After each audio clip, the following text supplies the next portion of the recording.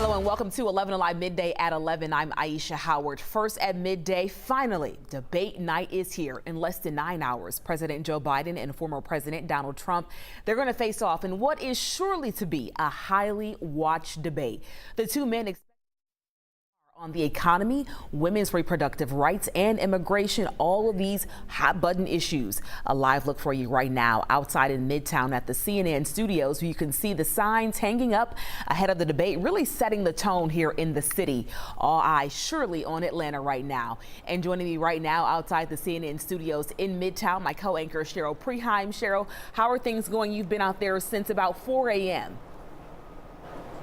It's amazing, Aisha. Each hour it gets a little busier, and you feel this growing sense of anticipation here on the Georgia Tech campus. There's more security, more journalists here. 10th Street is lined with banners and fences and big concrete barriers for security, and there are a lot of TV satellite trucks.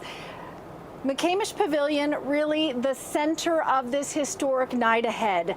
Atlanta is the host city, and there are trucks full of media equipment, dozens of tents in place for journalists here, and they've come from all over the world. We just met a crew from Japan when I was just inside a few minutes ago. Inside, by the way, is absolutely ready. Take a look at the transformation of this arena. Red carpet covering what is usually home court for Yellow Jacket basketball. The electronic signs over and around the court, all in red, white, and blue. And that's the debate stage you're looking at now. Crews worked through the night with those final preparations. The podiums are there in place for this first debate ever of a current and former president. 11 Alive political reporter Ariana Manise kicking off our team coverage inside the spin room where lines of journalists will be. But Ariana, such an interesting dynamic. You're in that stadium with 9,000 seats. Besides the journalists, it's going to be empty. Yeah, that is right, Cheryl. Right now inside the spin room, it is calm, but after the debate, that's where the excitement really kicks off. This room will be filled with allies and supporters of President Biden and former President Trump. Well, after they will work this room to really make the case that their candidate won the matchup. But even before tonight's debate, both campaigns, they're really making the case and the stark difference as to why their candidate is the one that should win the White House.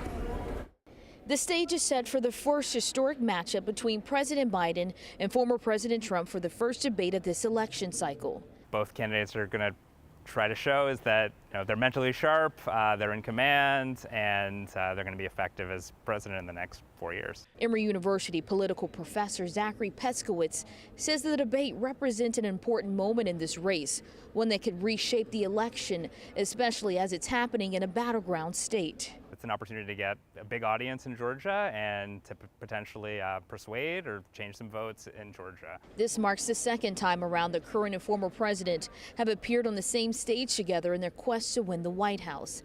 But this time the political landscape has changed with a different set of issues facing the country. The economy and immigration is a top priority for voters. With all of the issues going on in the country, with all the issues that are going on across this world, we have to have a leader that we can trust. Democratic State Senator Jason Estevez says when it comes to driving the country forward, Biden should remain in charge. President Joe Biden has a record that clearly distinguishes him from President Trump's failures. But Trump's campaign is drawing a stark difference between the current administration's handling of issues facing Americans and his own vision for a potential second term. President Trump has a real plan to bring down the cost of living in this country. Trump is also facing his own set of concerns going into the debate.